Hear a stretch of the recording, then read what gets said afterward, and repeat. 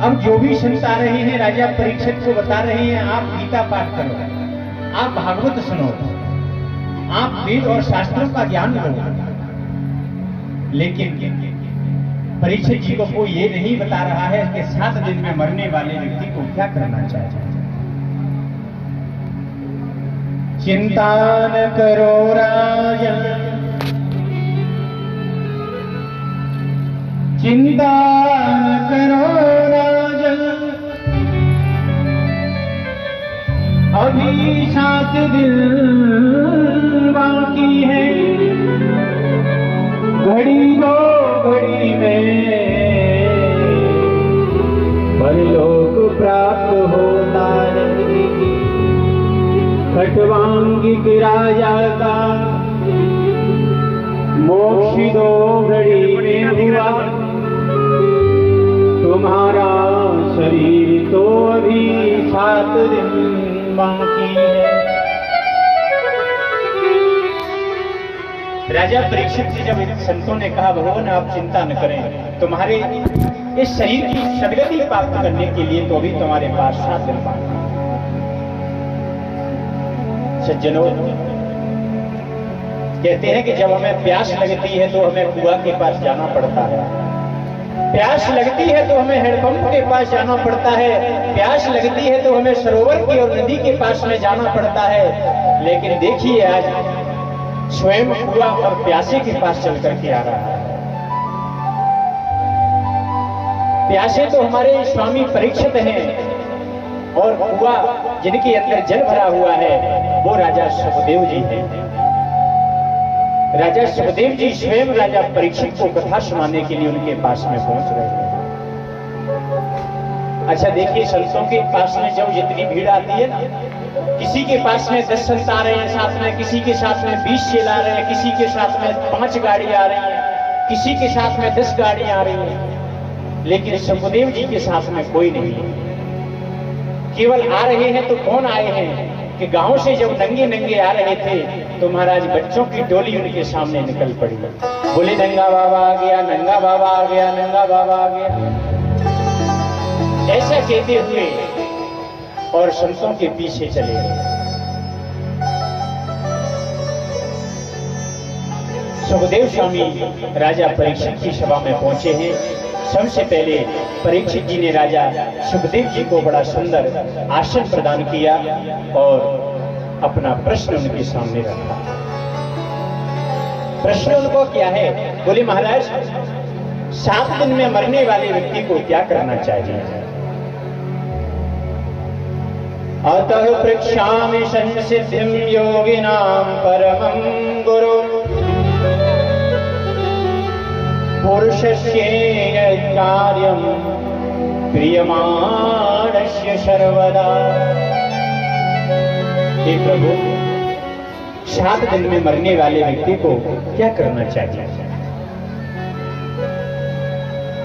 तो राजा परीक्षित सबसे पहले और सुखदेव स्वामी का पूजन करने लगे। तो आइए हम और आप भी सुखदेव स्वामी का बड़ा सुंदर पूजन करेंगे। ओ हरि की कथा सुनाने वाले, ओ प्रभु की कथा सुनाने वाले, तुमको लाखों प्रणाम, तुमको लाखों प्रणाम। हरि की कथा सुनाने वाले, कथा सुनाने वाले, तुमको लाखों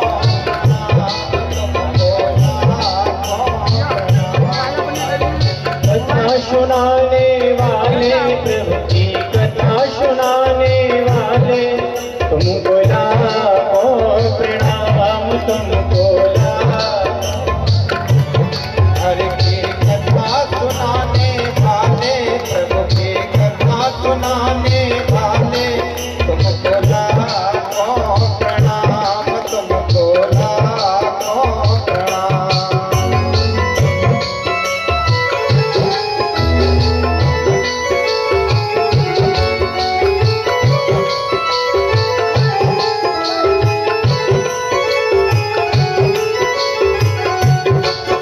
हम भूल रहे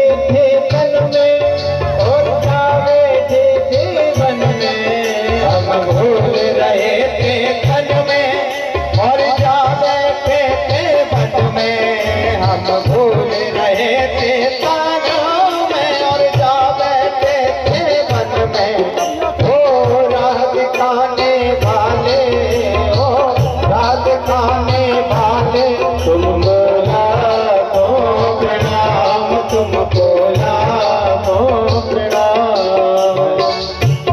हर की कथा सुनाने वाले, प्रभु की कथा सुनाने वाले, तुमको लाखों प्रणाम, तुमको लाखों प्रणाम।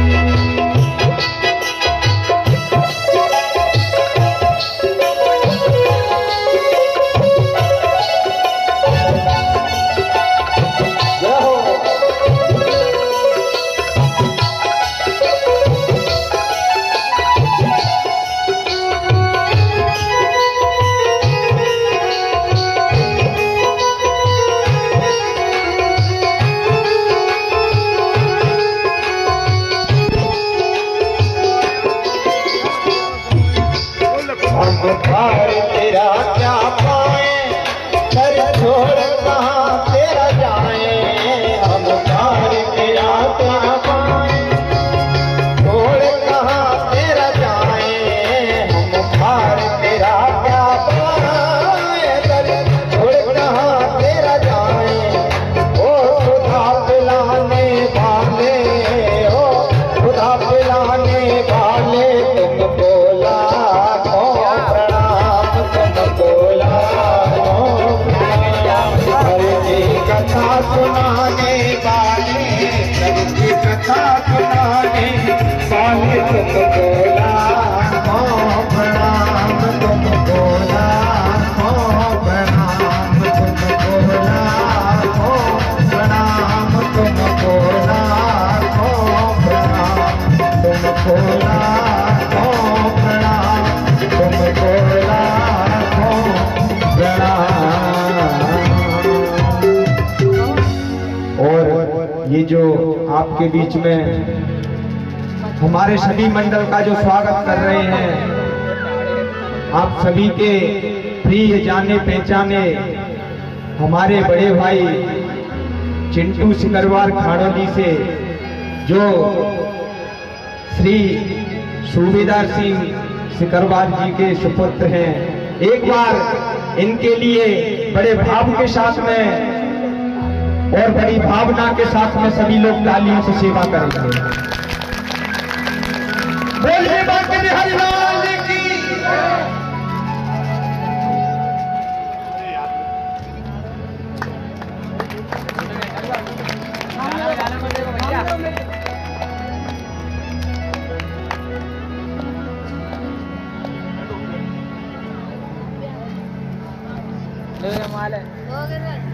बोले भक्त वत्सल भगवान की। माले ले ले करो क्योंकि जा तो जहाँ घुमाता ना नहीं फिर नो बोले भागवत भगवान की। नो क्या नुकसान करता। तो सबसे पहले परीक्षित जी ने एक ही प्रश्न किया, बोले प्रभु 7 दिन में मरने वाले व्यक्ति को क्या करना चाहिए? तब उन्होंने कहा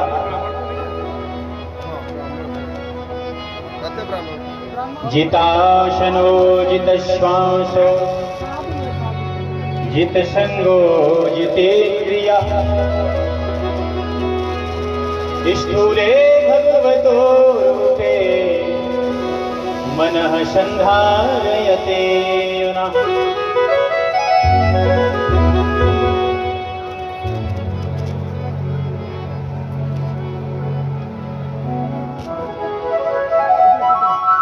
शतम जीवेम शरदः।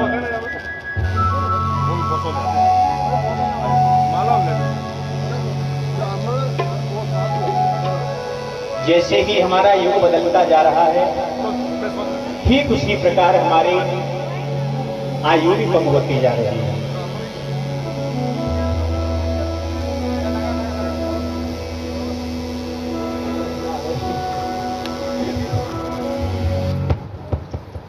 जैसे हमारी आयु में अंतर होता जा रहा है, पूर्व में आप सुनते ही आए होंगे कि पहले ऋषि जनी जो हमारे होते थे 10-10 हजार वर्ष तक भगवान का भजन करते थे।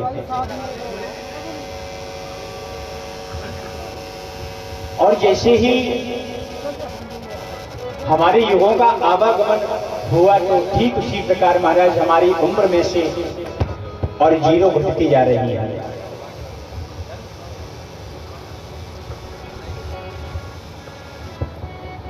हरे राधे राधे गोविंद गोविंद राधे श्री राधे राधे गोविंद गोविंद राधे गोविंद राधे गोपाल राधे गोविंद राधे गोपाल राधे गोविंद राधे राधे गोपाल राधे गोविंद राधे राधे गोपाल राधे गोविंद राधे राधे गोपाल राधे गोविंद राधे गोपाल राधे गोविंद राधे गोपाल राधे राधे राधे गोविंद राधे राधे राधे गोविंद राधे।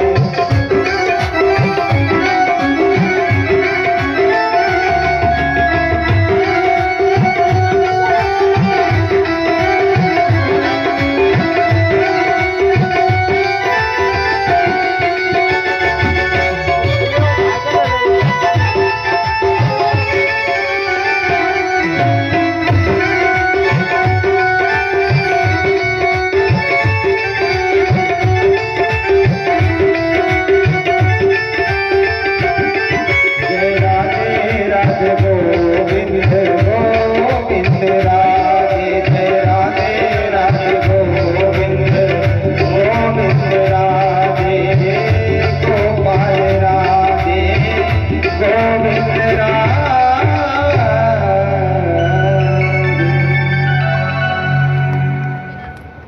हमारी सज्जनों जब उम्र का बंटवारा हुआ था तो मनुष्य को केवल 40 वर्ष की उम्र ही दी गई थी। 40 वर्ष गधे को दी गई थी, 40 वर्ष कुत्ते को दी गई थी और 40 वर्ष बिल्ली को दी गई थी। लेकिन मनुष्य का काम 40 वर्ष में कहाँ पहुंचने वाला?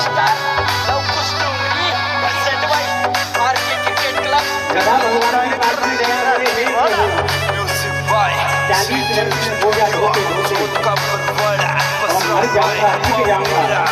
हे प्रभु, इस 40 वर्ष की उम्र में से आप थोड़ी उम्र कम कर दो।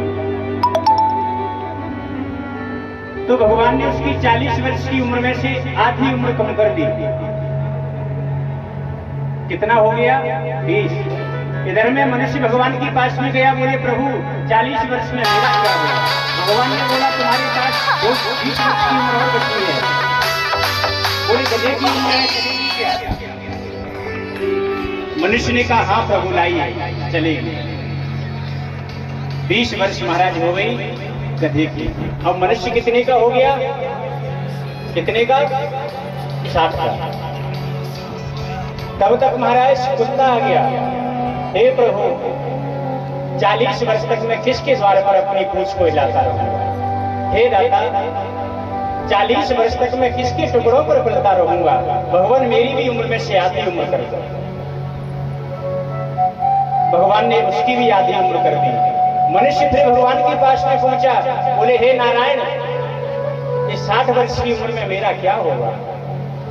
भगवान ने कहा, बोले कुत्ते की बची है, चलेगी क्या? बोले लाओ महाराज, कुत्ते की भी उम्र को दे दिया। कितने का हो गया? 80 का। इतने में महाराज उल्लू आ गया, हे प्रभु रात रात भर जगता रहूं, हे प्रभु रात भर मुझे नींद नहीं आती है, डालियों पर बैठा रहता हूँ, 40 वर्ष में मेरा क्या होगा प्रभु? 40 वर्ष में से मेरी भी आधी उम्र कर दो। भगवान ने उसकी भी आधी उम्र कर दी। मनुष्य फिर गया, बोले प्रभु 80 वर्ष की उम्र में मेरा क्या होगा? किसी की और बची है क्या? भगवान बोले उल्लू की बची है, चलेगी क्या? उसने तुरंत हाथ को फैला दिया, हाँ प्रभु चलेगा। 100 वर्ष का हो गया। शतम जीवेम शरदः, मनुष्य की उम्र कितनी है? 100 वर्ष। शतम जीवेम शरदः। लेकिन अब तो यहां पर कोई 100 वर्ष की उम्र को पार करता ही नहीं है। 40 वर्ष तक सज्जनों हम बढ़िया खूब चैन शान से रहते, खूब टीप टॉप करके बढ़िया साड़ी आड़ी कुर्ता पजामा धोती वगैरह पहन के रहते हैं। 40 वर्ष के बाद में फिर महाराज गधे की उम्र लग जाती है। 40 वर्ष के बाद में फिर मनुष्य बोझा ढोने लगता है।